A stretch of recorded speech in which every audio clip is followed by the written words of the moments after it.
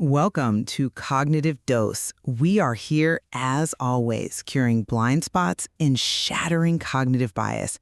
Today, we are taking a look at Greg McKeown's, McKeown's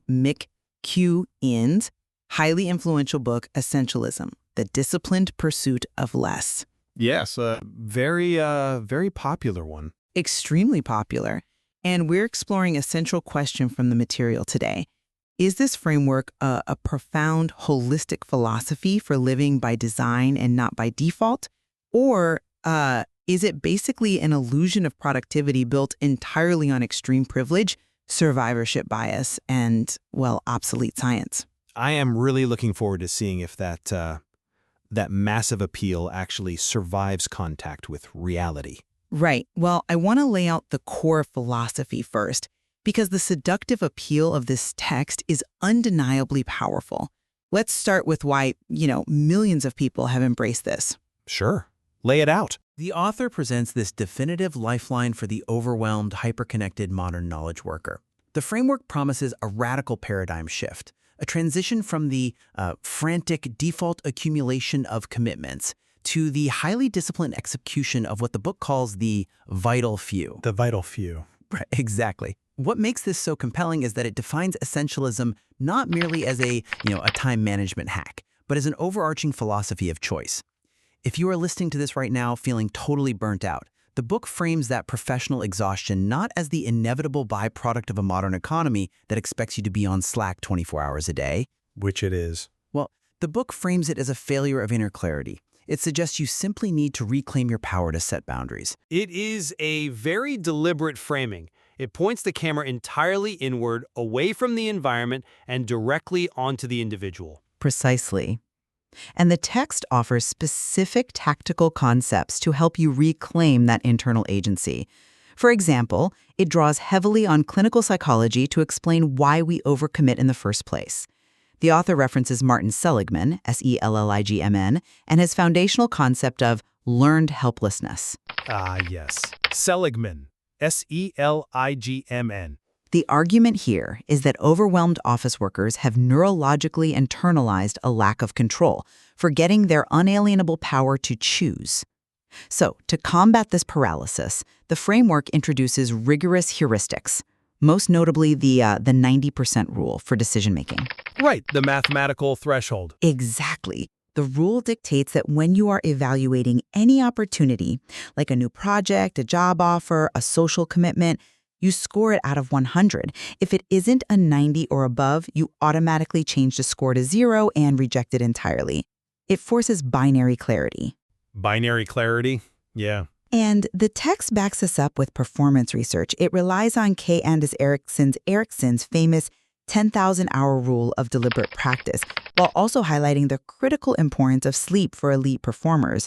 It is all about overcoming normative conformity. When you look at the highly successful executives and the historical figures in the text, you see the incredibly empowering nature of simply saying no. I am stopping you right there. I am sorry, but I absolutely refuse to accept that superficial wisdom. Wait, what? We are pivoting this analysis immediately. Because this entire architecture of refusal, this idea that indiscriminately saying no is just a manifestation of your inner discipline, is fundamentally disconnected from reality. How so? The ability to look at a demand from your employer and deliver an uncompromising no is not about moral courage.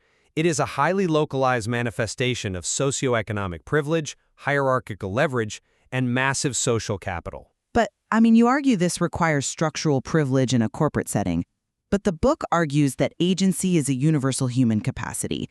It gives examples of people at multiple levels reclaiming their time. No, the book creates this incredibly false choice between two extremes.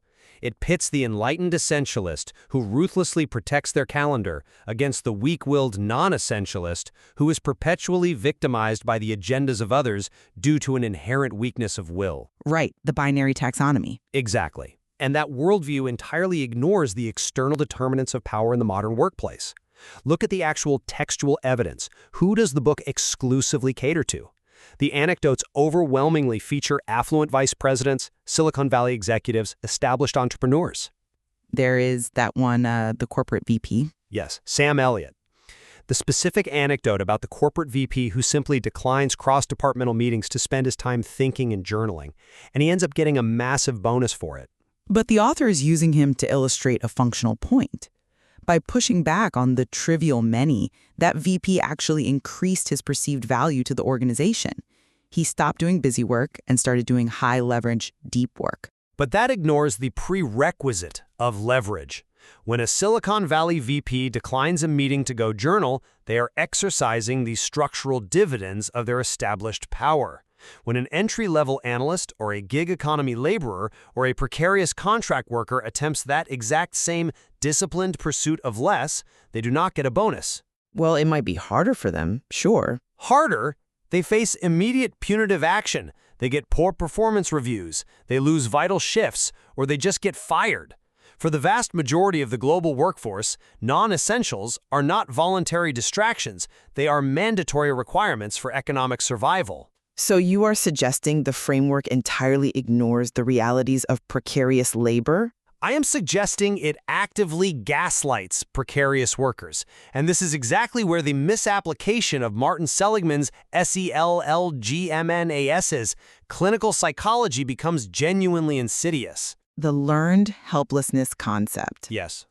Seligman's SALIGMANS's authentic clinical definition of learned helplessness involves subjecting animals to inescapable, unpredictable shocks, resulting in a severe systemic shattering of the stimulus-response linkage in the brain.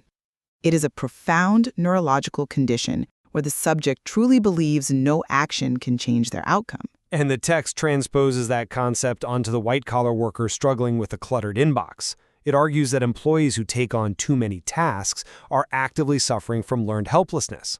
Which is a massive clinical fallacy. Think about the reality of a modern office. When an employee accepts a barrage of assignments from an overbearing manager, it is rarely because their brain has suffered a psychological break, rendering them fundamentally incapable of understanding the concept of choice. Right, it's a choice to comply. It is a highly rational, calculated adaptation. They are making a clear-eyed assessment of workplace power dynamics and choosing compliance to keep their health care and pay their rent. To label rational compliance in a toxic workplace as learned helplessness shifts the analytical focus entirely away from abusive management practices. It places the blame on the worker. It pathologizes the worker's survival strategy.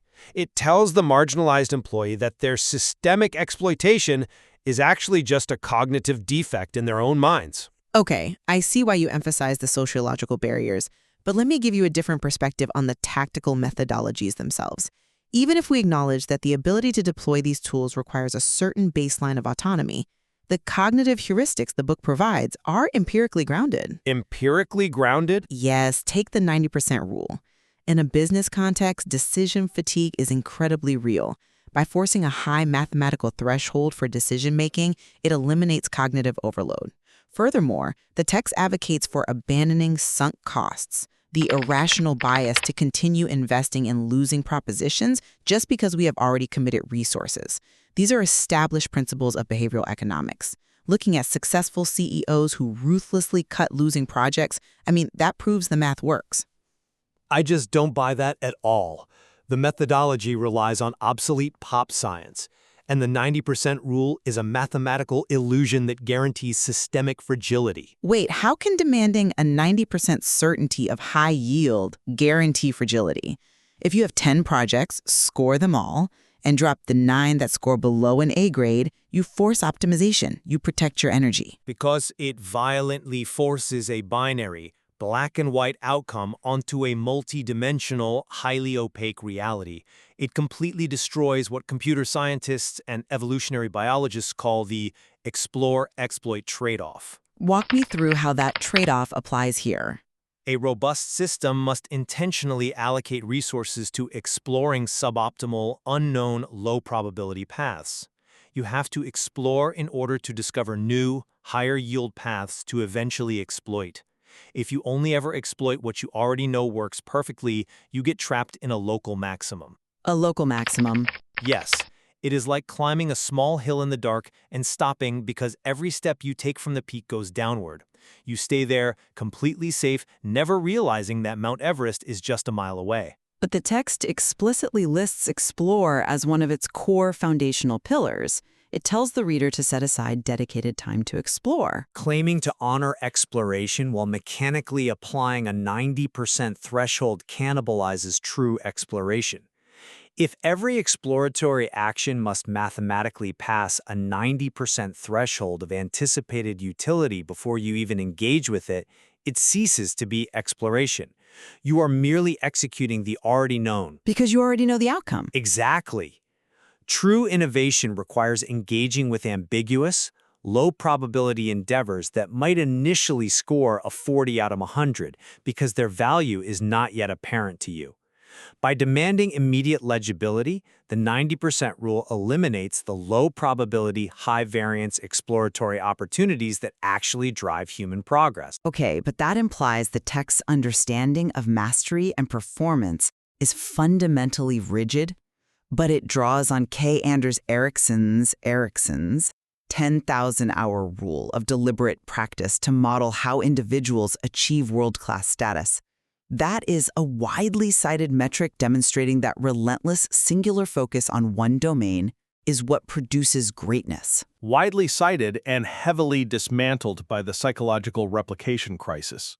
Oh, right. The replication issues. The text unquestioningly integrates the 10,000-hour rule as empirical biological truth. But extensive meta-analyses over the past decade have aggressively walked back these claims. Deliberate practice accounts for a highly variable and often surprisingly small percentage of the variance in human mastery.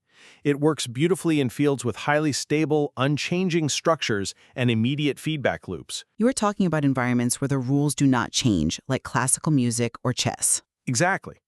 In chess, the board never changes. The rules are entirely static. So practicing the exact same move 10,000 times builds a perfect, highly exploitable mental map.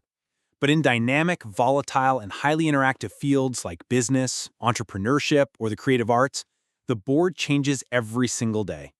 Right, a pitch today won't work tomorrow. Practicing the exact same sales pitch 10,000 times is utterly useless if the market economy crashes overnight or a new technology renders your product obsolete. In those environments, rigid, deliberate practice is far less predictable of success than cognitive flexibility. So the book is extrapolating too broadly. It relies on post hoc data mining, taking localized studies of elite violinists living in strictly controlled academies and extrapolating that to serve as a universal mandate for modern knowledge workers navigating a chaotic global economy. It is building its thesis on empirical sand. That is a severe indictment of the empirical foundations. But what about the behavioral economics argument? You cannot dismiss the utility of overcoming the sunk cost fallacy. The book urges readers to aggressively abandon collaborative projects, committees, or social obligations the moment they no longer serve their essential intent. If a project is dragging you down, the rational move is to cut your losses. That provides necessary mental clarity. It is a hyper-individualistic view of resource allocation that completely ignores evolutionary psychology and game theory, specifically the concept of costly signaling. So costly signaling being the idea that organisms engage in behaviors that are costly to themselves to reliably signal their quality or intent to others. Like a peacock growing massive, heavy feathers just to prove to a me that it has the biological resources to survive despite the handicap. Precisely. You're not a perfectly rational robot maximizing a spreadsheet. You're a social primate operating in a tribal hierarchy. Human beings operate in highly social, collaborative networks where reliability and commitment are the primary currency. So keeping a commitment is a signal. The rational reason people adhere to commitments even when the immediate return on investment drops below your theoretical 90% threshold is to maintain social cohesion, demonstrate loyalty, and preserve reputational trust. Huh. Let's say you agree to help a colleague with a presentation. Halfway through, it becomes clear this project is suboptimal for your own personal key performance indicators. If you follow this framework and aggressively pull out of that collaborative project the moment its utility becomes ambiguous, you aren't just avoiding sunk costs. You are engaging in catastrophic reputational destruction. Because they won't trust you next time. In the real world, your sunk cost is actually your relationship capital. You will end up completely isolated, possessing a perfectly optimized calendar, but absolutely zero social capital. Your dismantling of the tactical heuristics is thorough, I will grant that. But I am not convinced by this line of reasoning when we look at the macro-level evidence presented in the text. The author doesn't just rely on abstract heuristics or isolated corporate anecdotes. The book utilizes massive historical icons to prove its thesis. Oh, the historical icons? Yes, it points to figures like Rosa Parks and Nelson Mandela alongside Fortune 500 CEOs to prove that extreme, uncompromising focus yields unparalleled success. It argues that this isn't just a corporate luxury, it is a universal law of impact. When Rosa Parks refused to give up her seat, the text frames this as the ultimate manifestation of essentialism, a singular, focused refusal. Surely the undeniable historical impact of these figures proves that extreme boundary setting creates paradigm-shifting success. That is an incredibly massive leap in logic. It is built on a rampant, unmitigated survivorship bias and egregious historical reductionism. Let's start with the CEOs. Are you familiar with Abraham Wald's famous statistical analysis of World War II bomber planes? Yes, the military looked at the armor on the returning planes, noted where all the bullet holes were concentrated, and wanted to heavily reinforce those areas. Wald pointed out the logical fallacy. They were completely ignoring the planes that didn't make it back. The planes that were shot in the seemingly pristine areas, like the engines or the cockpit, were destroyed. Exactly. The framework of this book commits the exact same Abraham Wald fallacy. It looks at the CEOs who survived the corporate battlefield and assumes their daily habits are the armor that saved them. Meaning the methodology consists almost entirely of reverse engineering the habits of the highly successful, observing that billionaires and CEOs ruthlessly protect their time, and constructing a definitive causal arrow. Yes, it assumes that because they set boundaries, they became successful. It completely ignores the reverse causality, recognizing that their pre-existing capital, their network, and their massive structural leverage are exactly what afforded them the luxury of refusal in the first place. They could say no because they were already powerful. Furthermore, it completely ignores the invisible graveyard of failures. It ignores the tens of thousands of founders who ruthlessly pursued a singular vision, stubbornly said no to every peripheral opportunity, burned their professional bridges in the name of essentialist focus, and went entirely bankrupt because their singular focus happened to be timed poorly for the market. Right. Context matters. The exact same traits that look like disciplined focus in a billionaire often look like rigid stubbornness in a bankrupt founder. The outcome dictates the narrative, not the other way around. Okay, I see the data manipulation in the corporate examples. Assuming causation from correlation is a classic error. But what about the historical figures? Framing Rosa Parks as an essentialist is central to the book's argument that anyone, regardless of leverage, can utilize this philosophy. It is pure historical reductionism. To claim that figures like Rosa Parks and Nelson Mandela were simply practicing a philosophy of saying no to others' agendas strips their actions of all systemic, political, and collective reality. It takes it out of context. Completely. The author takes massive, collective civil rights resistance against deeply entrenched systemic oppression and reduces it down to a localized corporate time management hack about productivity. It is attempting to use their actions as a universal analogy for focus. It is a fundamentally flawed analogy that relies on data manipulation. It assumes the variable that caused the historical change was individual focus rather than collective organizing. It erases the danger, the years of coordinated community planning, and the structural reality of their struggles just to validate a self-help algorithm. Wow. It takes the ultimate act of collective resistance and repackages it as an individualistic productivity tool. It is a staggering logical fallacy driven by a desperate need to prove a systemic bias. So if we synthesize this analysis, looking at the framework in totality, the tactical utility of the methodology is fundamentally constrained by the realities of modern workplace leverage. The empirical data simply doesn't support rigid models like the 10,000-hour rule in dynamic environments. And the historical comparisons, they fail the test of basic logical causality. They absolutely do. When you strip away the survivorship bias and the data manipulation, I am left without a structural defense of the text. The entire premise relies heavily on having pre-existing hierarchical leverage. I don't really know what's left. Because there isn't a structural defense. When you strip away the survivorship bias and the classism, what you are left with is a framework that inadvertently commodifies the very mindfulness it purports to champion. It turns human beings into optimized assets whose only inherent value lies in their capacity for maximized corporate contribution. It is a philosophy of subtraction designed to make you a more efficient gear in an extractive machine. Listeners, use this knowledge to build your mental immunity. Subscribe to Cognitive Dose.